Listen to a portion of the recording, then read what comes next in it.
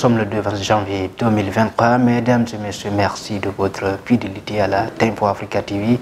Mes meilleurs vœux pour cette année 2023. Bienvenue à vous dans cette édition d'information.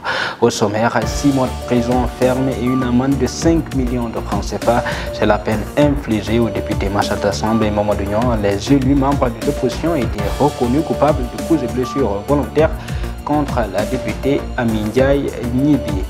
Ce n'est plus un secret polichinelle. Aminata Touré est officiellement candidate pour la présidentielle de 2024. Elle en a fait l'annonce ce dimanche dans l'émission Le Grand Jury sur la RFM. Enfin, éventuelle candidature de Macky Sall en 2024. Le député Pape Djibril Fall avertit le chef de l'État. Les Sénégalais attendent un changement de cap. Les pages internationales et sportives viendront clôturer ce journal. Bonsoir et bienvenue à tous. 6 mois de prison ferme et une amende de 5 millions de francs CFA, c'est la peine infligée aux députés du PUR Massata Samb et Mamadou Niang, inculpés par le juge du tribunal de grande instance de Dakar pour coups et blessures volontaires et menaces de mort. Le parti de l'unité et du rassemblement pourrait même perdre ses députés. Le jugement a été rendu en quelques secondes ce lundi matin dans un palais de justice placé sous très haute sécurité. 6 mois de prison ferme donc pour les 2 députés du PUR et 5 millions de dommages et intérêts à Amy Ndiaye. Toute la déception de la famille des députés, nous la suivons dans ce micro-trottoir. Cette décision-là, on est surpris et on n'est pas d'accord. Et comme l'ont dit nos avocats, ils vont interjeter appel et la procédure va suivre son cours. Je rappelle qu'il n'y a pas de condamnation, il n'y a rien et puis c'est la politique. Moi, je suis un responsable de Taxawu Sénégal. Mamadou Niang, personnalité bi nous décrire à travers Mously Diakhaté, je ne sais pas. Lolu du deug. Mamadou Niang, c'est une personne paisible. Kon bu ñu ñëwee bëgg ñoo wax ni c'est un criminel wala nangam nangam loolu ay caaxaan la te lii politique la politique nag ñun en tant que politique on va apporter la réponse politique. Mouhamed Niang ñi muy ay sëram lañu man bi mu juddoo man mi maa ko boot sama ginnaaw maa ko njëkk a boot Mouhamed Niang mosuma ko gis fu mu dóoree nit mosuma ko soo waxtaanee moom daf lay delloo si parce que moom sëñ Moustapha Sy daf leen def loo xamante ne dafa def si ñoom loo xamante ne fu ñu toog rek mun nañ demal ku ne dégg nga kon nag dañu war a xool coow li fu mu jóge wax moom li ko yëngal nañu war a xool fa wax ji jóge waaw parce que sëñ Cheikh Tidiane Sy wax na ko nee na coow nee na Sénégal xamuñu ki nga xam ne te moo tooñ mais ku fayu nañu xam.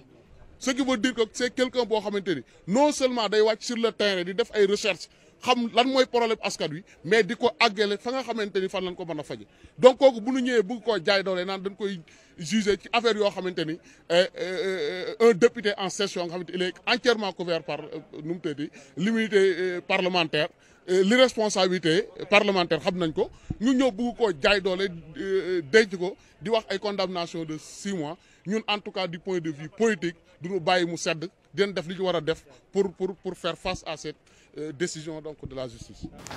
À l'occasion d'une nouvelle an, le président de PASTEF, Ousmane Sonko, s'est exprimé sur le concert de casseroles tenu ce week-end. Le président Ousmane Sonko a d'abord présenté ses vœux au peuple sénégalais que cette année 2023 soit une année de paix, de santé et de belles perspectives pour le Sénégal. Selon le président du PASTEF, ils ont montré à la face du monde qu'ils sont le peuple. Présidentielle 2024, c'était dans les tuyaux depuis quelques mois et c'est désormais officiel. Aminata Touré, communément appelée Mimi Touré, est candidate pour briguer la présidence de la République du Sénégal. Elle en a fait l'annonce ce dimanche le suivant. Aminata Touré vient d'entériner le clash politique entre elle et le président Macky Sall. L'ex-première ministre a annoncé qu'elle compte être candidate pour la présidentielle de 2024. Elle en a fait l'annonce ce dimanche. Après réflexion, effectivement, je souhaite être candidate à l'élection présidentielle de février 2024, a indiqué Aminata Touré sur le plateau de grand jury de la RFM. Elle indique avoir discuté de la question avec ses proches, mais aussi avec des amis qui mettent en place le mouvement Mimi 2024. Nous irons discuter avec les Sénégalais. Donc pour nous, c'est une nouvelle page qui s'ouvre, une page aussi exaltante, déclare l'ex-première ministre Aminata Touré. Pour rappel, le 12 juillet dernier, lors de l'installation de la nouvelle législature, Aminata Touré avait quitté à la surprise générale le Parlement, refusant de participer à l'élection du président de l'institution, Amadou Mame Diop. Depuis, elle a multiplié les critiques contre Macky Sall et son entourage. La dernière mobilisation de la société civile dans le cadre de la réclamation de justice sur le rapport de la Cour des comptes, notamment sur les fonds force Covid-19, a connu des incidents. Pape Djibril Fall, député non inscrit, a essayé de jeter pierre lors de cette manifestation. L'honorable député a tenu à dénoncer ces actes et souligne avoir échappé au lynchage. ndax démb li xew gis ngeen ko muy ay sànni ay xeer muy ay saaga wax yu ñaaw muy ñoo xamante ni sax gis nga leen ñu yor ay armes ay jamukaay te journalistes yi jël ko nga xamante ni xëy na sunu borom moo ñu sutural waaye buñ jotoon ci ñun kon xëy na tey jii duñu toog fii di wax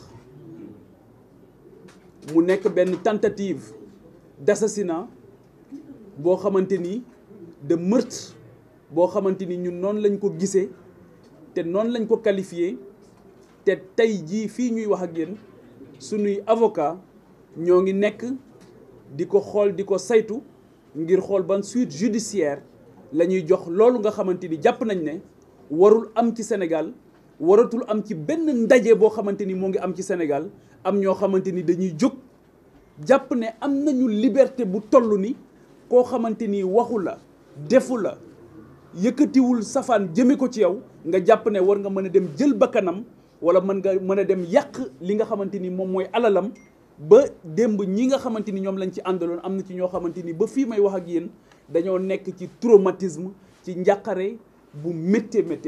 am na sax ay kilifa yoo xamante ni jàpp nañ ne ñoom ay incident rek la loolu du incident rek jëf ju ñaaw la joo xamante ni dañ ko war a condamner jusqu'à la dernière énergie naqarlu ko.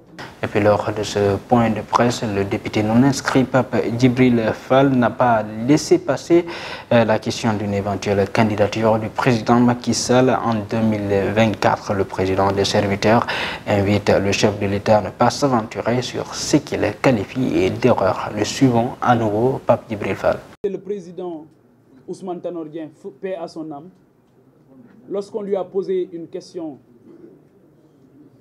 lorsqu'on lui a posé la question suivante, quand est-ce que vous avez compris l'homme sénégalensis, il rappelait qu'il avait beaucoup plus pris conscience de l'homme sénégalensis quand il avait quitté le pouvoir. Parce que tu arrives à un niveau du pouvoir où toutes les informations qui te sont destinées sont soit réorientées ou déformées. Et il y a des gens, malheureusement, qui ne privilégient que leur propre intérêt. Je demande au président Macky Sall de faire attention à tous ces gens qui veulent qu'il insiste sur une troisième candidature hypothétique. Et aujourd'hui, la configuration de l'Assemblée nationale montre à suffisance que les Sénégalais aspirent à autre chose, à un changement radical dans le temps, à un changement avec une trajectoire, un changement de cap.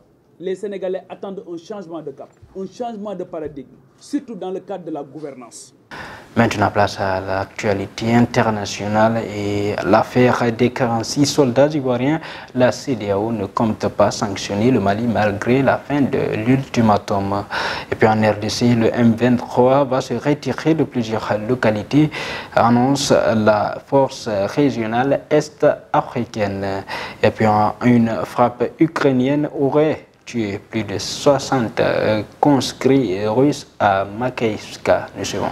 La CEDEAO avait donné jusqu'au 1er janvier au Mali pour libérer les 46 militaires ivoiriens accusés par Bamako d'être des mercenaires. Mais la date est désormais passée. Les 46 soldats qui ont été condamnés à 20 ans de réclusion criminelle n'ont pas été libérés. Pour autant, la CEDEAO ne compte pas sanctionner le Mali. Les autorités de Bamako, pour juger les 46 militaires, ont convoqué une cour d'assises spéciale avant la fin de l'ultimatum de la CEDEAO, alors qu'elle pouvait attendre encore plusieurs mois. Et puis, en RDC, conformément aux résolutions du mini-sommet de Luanda, le M23 pourrait se retirer de plusieurs localités, dont l'ancienne base militaire congolaise du Rumangabo, selon la force régionale de l'EAC. De son côté, l'armée congolaise parle dans l'heure et accuse le M23 de tenter de nouvelles offensives pour s'approprier d'autres localités. Selon la force régionale de l'EAC, le M23 pourrait se retirer dès le 5 janvier prochain de Rumangabo. Les rebelles ont promis de se retirer également de la localité de Kishishi, où les Nations Unies ont recensé le massacre d'une centaine de civils en novembre dernier. Enfin, les attaques russes sur les villes ukrainiennes pendant la nuit du Nouvel An ne sont pas restées complètement sans réponse. Des images font surface aujourd'hui sur les réseaux sociaux russes et ukrainiens, témoignant d'une frappe particulièrement meurtrière de l'armée ukrainienne sur un groupe de conscrits russes,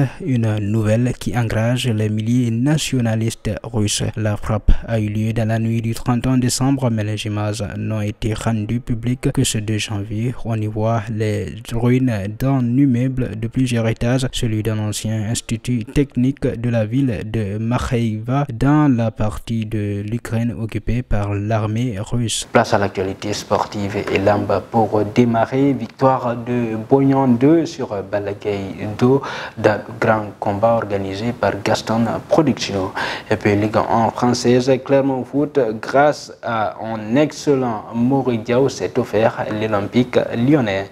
Enfin, Pape Matar Sarr fait ses débuts officiels avec Tottenham. C'était ce dimanche. Nous suivons.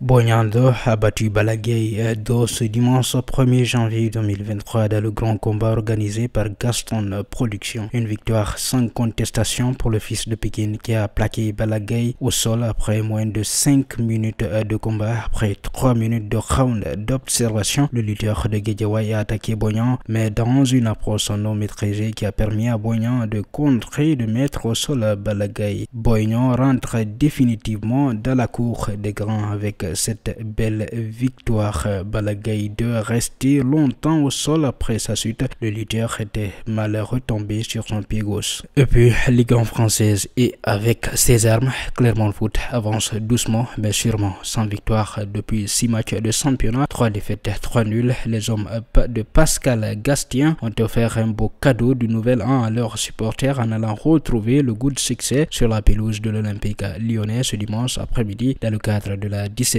journée de la Ligue 1 française. Amené par leur gardien international sénégalais Moridiao, toujours aussi précieux dans la surface, les Clermontois ont arraché la victoire en toute fin de match. C'est le jeune milieu offensif autrichien Mohamed Cham qui a délivré le Clermont Foot 63 en marquant sur penalty à la 87e minute. Avec cette victoire, Clermont remonte provisoirement à la 9e place, juste derrière l'OL qui est 8e. Enfin, Pape Matar Sarr a pu disputer ses premières minutes avec le club de Tottenham. Le milieu de terrain est entré en jeu face à Aston Villa ce dimanche.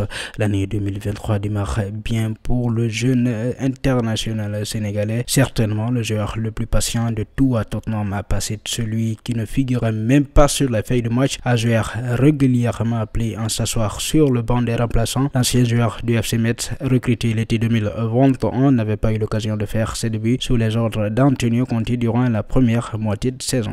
Mesdames et messieurs, voilà qui met fin à cette édition d'information. Tout le plaisir a été pour moi de vous servir. Restez en compagnie des programmes de la Tempo Africa TV, les meilleurs.